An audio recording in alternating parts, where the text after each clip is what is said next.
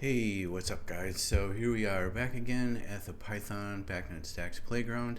So this is just an applied course to teach a little bit about the applications for BAC0 and Python, which are the BACnet stacks for Python. BACnet stacks for Python. Okay, so who this is for? This is for HVAC controls technicians who want to start dabbling with Python, which is definitely me. A couple of years ago, or even IoT practitioners that want to get used to scraping BACnet systems from building automation, or anyone that wants to learn BACnet in Python. What this is not an advanced networking course, which BACnet can get very complex on networking, but we're just studying applications, so we're making apps that are more like IoT-ish, related to scrape data, or make a little BACnet server. And it's not a low-level BACnet protocol, bytes on the wire, network programming course, which is also really complex topics. We're just kind of staying right in Python objects and data types.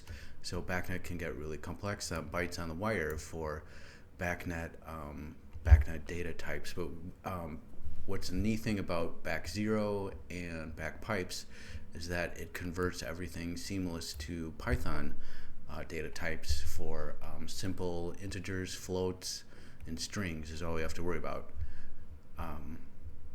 to make BACnet applications. So here we are, we're all the way up to, this is a little bit about the course. Also, this is just an applied course, and you should be going above and beyond if you don't have like a computer science background, which I do not. Take this, take a course like this on edX, which I did a couple years ago, which is a Python programming certificate. And what we're going through here is just an applied version of that. But I think you should go above and beyond before you get into more complicated things. Okay, so we're on vibe code checkpoints, and we did week 1. We have our week 1 created. So this is a BAC0 app that can read present value of devices, write to a point, and write release, which I'll demo in a second. And then week 2 is pretty much the same thing, but maybe we'll do a read multiple request. So that's a BACnet request where we can read one network request through BACnet protocol can read several data points from a BACnet device, but this is just one at a time. Okay, then we get into more complicated stuff with the BACpipes library later on the road, and then have a final little app that we'll make. We'll scrape data from OpenWeatherMap API and expose them as BACnet objects, which is also kind of, like I mentioned this before, a real use case in building automation, because building automation historically has really cheap, crappy sensors that measure outside air temperature, and they're off. So like when sometimes engineers doing energy audits, they notice that the mechanical system is doing something funny.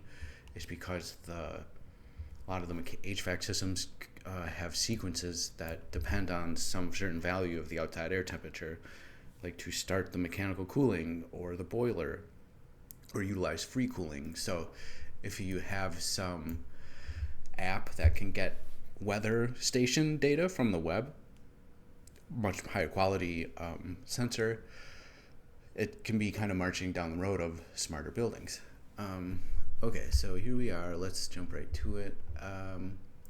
So this has been kind of evolving, where we've mostly just been vibe coding our BACnet checkpoints, or BACnet application checkpoints, and then we'll just be studying more of the computer science theory, not cheating as much. Anyone that wants to run the fake devices, which I am on Raspberry Pis, you can just do this, and then you just run it through the terminal. It's the same thing that I'm doing. So we also demonstrated the BACnet scanning tools, where we read the same values as we do in our Python scripts, as we do in our Windows-based BACnet scanning tools, And or if you have a real building automation system, you could do it too.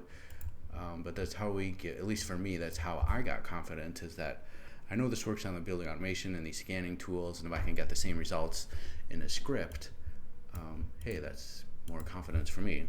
So just to demonstrate this again, so this is our vibe code app 1. There, back 0 fires up. It's kind of cool. They must have like a coloring theme. So I didn't know that I installed that. Check the earlier videos for how to get VS Code set up. The VS Code extensions for Python, which is very important and helpful. And then also when I'm doing, this is terminal right here, I just open new terminal and it pops it open right in VS Code. And you can kind of close these as you want. And then also earliest videos where we installed from the Windows App Store, terminal for Windows, which makes it look more like Windows or a Linux command prompt. So get that set up. Okay, so what we did here is we did, this is just a refresher. We did a whois in back 0, found our Raspberry Pi devices running the fake devices. We got our sensor, our present value. But then this is also the point that we tested writing to. So it's a separate point. One is the analog input. Just reference the previous video for when we wrote this. With the other one is the point that we'll write. So this is a readable point, and this is a writable point. And we read the present value of both. So this one, that's the writable point, we adjusted the present value to 88 at BACnet priority 10. Reference the previous video for the demo on that with the BACnet scan tool. And then we read it again after writing to it, and we saw that it took that value of 88, and then we BACnet released a null. So before, when we were doing some of the computer science theory, back 0 uses strings to send your BACnet command, and then under the hood it must be parsing all this data. But we studied how to make an F string right here, the little F, the Fortran string right here, where you can inject variables into the curly brackets. And then so right here we wrote again, we await BACnet write with our asynchronous programming, and then we read another value again.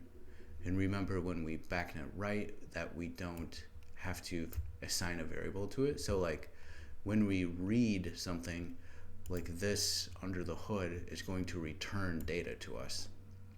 But when we BACnet write, there's no data returned, so that's why there's no variables on the BACnet write. So, and we saw that down here. So pretty cool. So next week, coding app should just be something probably a little bit easier. I think we'll just mod these to a BACnet read multiple. I still have to research on back 0's website what the API is for a BACnet read multiple, but it shouldn't be too hard. And then we'll play around with the CSV library built into Python, and then you could have a little app that just collects data and writes data to a CSV file, install it inside of a building, do whatever with it. It'd be kind of fun. Okay, so then now we're back to our lesson. So this is our computer science lesson for day 7. So we kind of worked on data types, and now we're getting into list and methods. So if you remember in the back 0 libraries, like a lot of the data is held in these little data structures with the square brackets called a list in Python. I think this would be more similar to other coding languages, what they would call an array. And to my knowledge, Python doesn't support a true array like Java or C++ or Rust or whatever it is. Like, they support a real arrays out of the box, and this is slightly more primitive. Like, you couldn't do linear algebra or matrix algebra real matrix algebra without a special mathematics library for Python called NumPy. But other coding languages, you're just jumping right into arrays. So just be aware of that. So this makes it easy. So Python is a nice, easy language to understand for beginners, and it's also used a lot in industry. So here we go. This is like a little data structure holding some data about fruit, I guess. And then you can sort and you can reverse the order of the data with all built-in functions. You can copy it. All right, so Python lists provide any methods of manipulating their content. The append x method adds a single item to the end. The extend concatenates another iterable. An insert inserts given data. A remove removes data. A pop removes and returns the item at the index, defaulting to the last item. And then there's a clear, which would remove all data from the list. An index returns the index. And the count, I guess there's a count, a sort, a reverse. I personally never really used a lot of these, so I definitely use that the most. We'll probably use that the most. Append, sort is nice. A clear, I guess a reverse. Probably won't have to use this too often in BACnet unless you're doing some kind of like an algorithm. So like you could be, this is cool. So this could be your BACnet,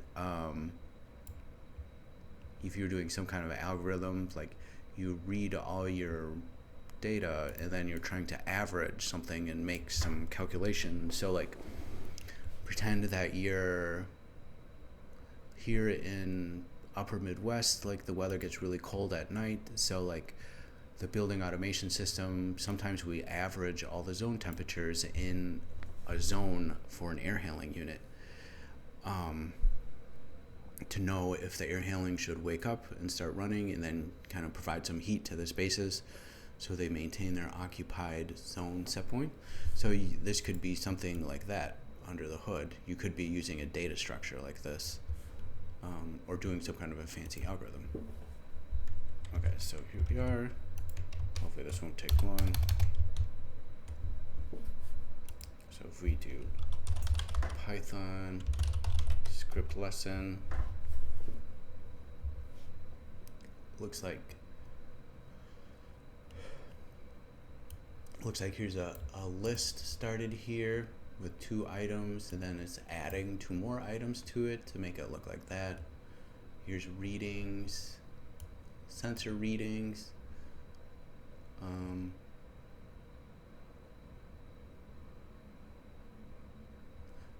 count. I guess I never used that. So count occurrences. Oh, okay.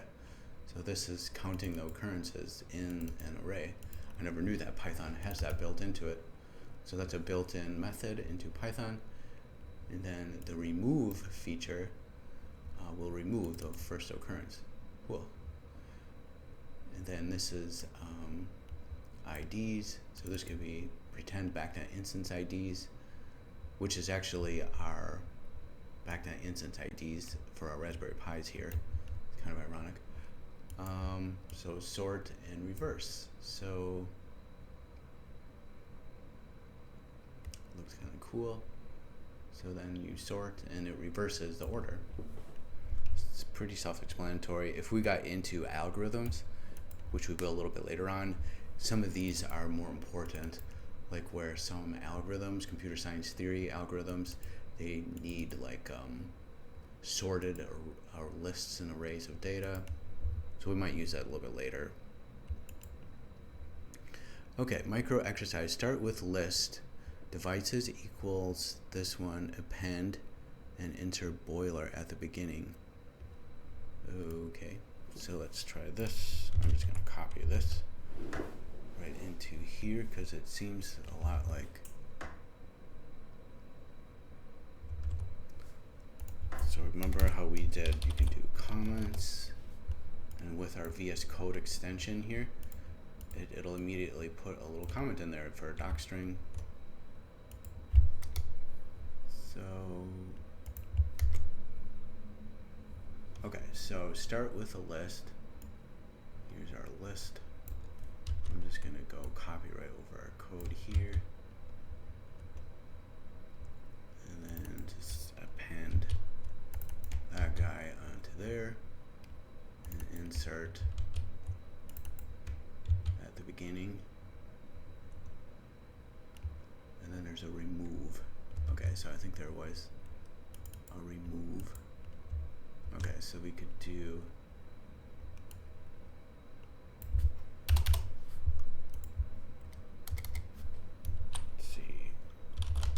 points dot remove single quotes, I guess, maybe one. And then I am just going to mass comment out this with some, you can just highlight and then just use shift and then provide some more. Remember, if you do 3 of the quotes, whether they're single or double quote, it'll do mass comments, or else you can do single line comments with a hashtag hash thing. Alright, so let's see what we got here. Okay, so actually I think I screwed up, and this is supposed to be, I think it's supposed to be round brackets. Okay, there we go. So it looked like it worked. Except I wonder if this is supposed to be like that. Okay, so the said to stick boiler at the beginning, and it looked like the index is 0. So like arrays and lists, the index is 0, starts at 0. So boiler at the beginning, and then remove VAV1. So that's how we did it. So that's our data. So this would be a little pretend something like if you were running scripts long time, scraping data or algorithms like in a real IoT application, you know, this would just be running in the background. You know, it's like in memory. These could even be optimal start degree per minute data variables, you know, whatever kind of application you're doing. Okay, so I'm gonna get rid of that because we did that. And then create a list of numbers and write code to remove the largest using the max. Huh. Okay. Maybe I'll just get rid of this.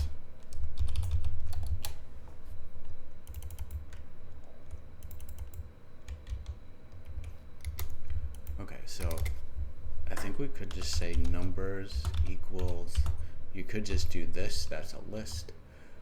Or I think you could even do this. There's another way of defining a list. And we could just say numbers,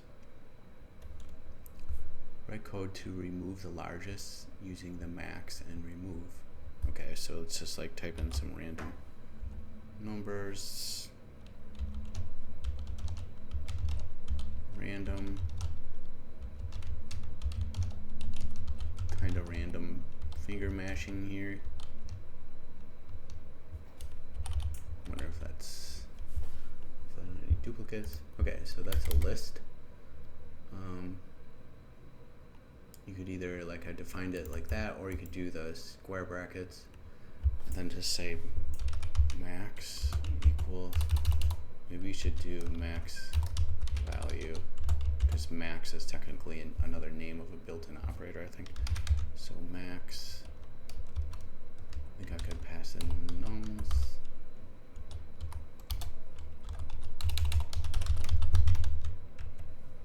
Oops, max value, check that. Oh, okay, so the list operator, okay, so I think we would have to do, that's not gonna work. I thought that would work, but I'll just do it the old-fashioned way. Just do square brackets. so that was our maximum value. So this built-in operator found the maximum value in here, which was that one. So then we would just do nums.remove max. I think you have to do value. Print nums. Print nums up here.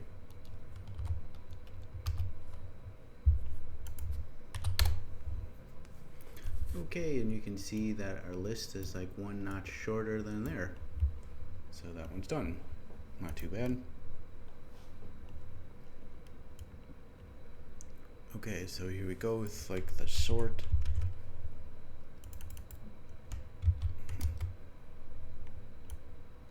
Given a list of names, use the sort to order them alphabetically, then reverse the order. Oh boy, so maybe I'll just do, do they have any good names?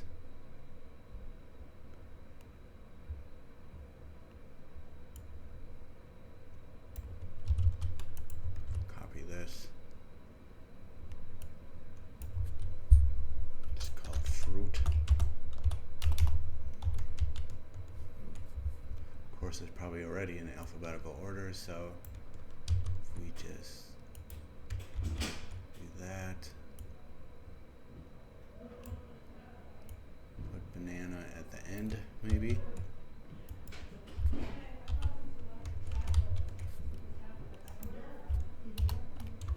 Alright, so let's see what this comes out as. Print fruit.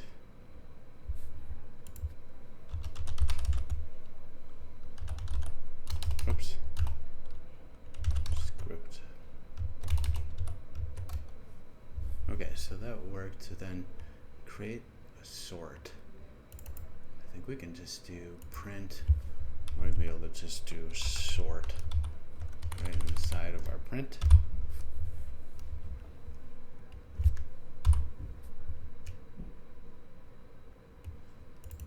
Maybe we have, oh, sorry, this won't work. So we have to do sort.fruit, I think. Ah, what was it?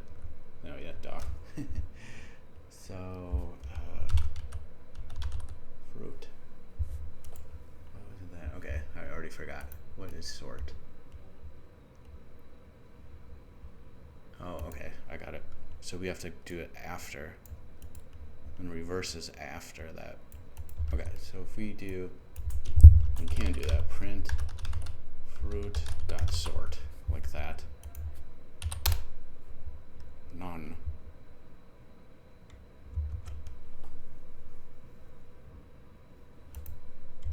So maybe we have to assign it to a new array, I guess.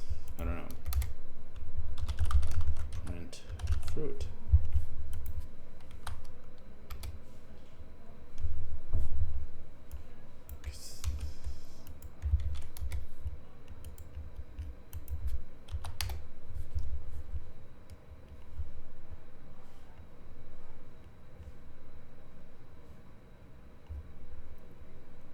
It looked like, okay, so that worked.